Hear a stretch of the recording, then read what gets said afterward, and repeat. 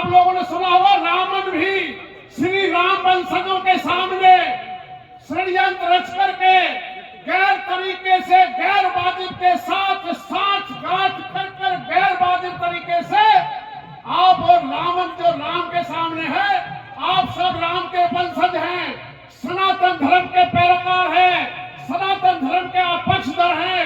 आप सबको चुनौती देने वाला रावण आपके सामने इस तरह का षड्यंत्र रच रहा है। इस बात को आपको समझना होगा। दूसरी बात मैं आपको कहना चाहता हूं, जिस तरह का तुष्टीकरण इस नगर विधानसभा में किया है, आप उस बात को समझना होगा।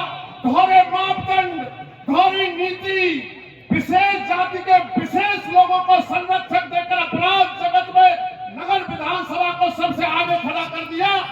ऐसे तुष्टीकरण करने वाले जो भी नेता कांग्रेसी है, उनको मुंहतोड़ जवाब देना होगा। अब आपके सबके सामने आप इस तरह के है उपस्थिति, जिस तरह की सरदारी की है, ये सब तरह की आपके ऊपर जिम्मेदारी बनती है।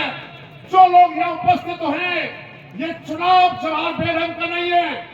एक तरफ सनातन धर्म का चुनाव हो रहा है और एक तरफ विधर्मी खड़े हैं। अब आप सबको सोचना है, यदि आपको ब्रज के संस्कारों को बचाना है, यदि आपको सनातन धर्म को मजबूत करना है, यदि आप चाहते हैं सद्भाव से जिए, भाईचारे से जिए, तो निश्चित रूप से भारतीय जनता पार्टी के कमल को 25 तारीख को खिलाना है और भारतीय जनता पार्टी के श्रेष्ठ वरिष्ठ भाजपा नेता जवाहर सिंह बेरंग को जिताना है।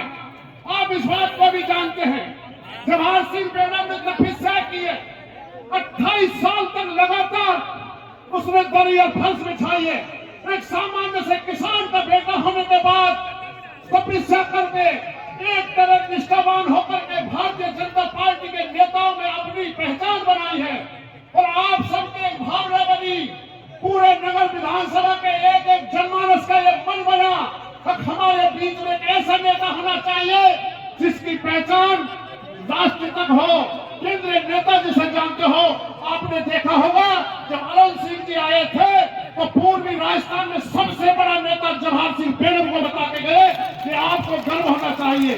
जब आपके बेटे ने 25 साल तपस्या की, उसके बाद उसने केंद्र सरकार की नजरों में आकर के टिकट लाया है, तो आज आपकी जिम्मेदारी बन जाती है, आज आप पर एक जिम्मेदारी खड़ी हो जाती है।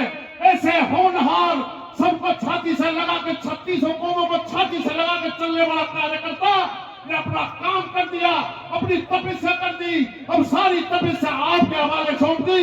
यदि अभी भी कोई मान सम्मान घटा तो निश्चित रूप से सनातन धर्म पर चोट होगी, एक तपस्या करने वाले कार्यकर्ता पर चोट होगी और भारतीय जनता पार्टी पर चोट होगी।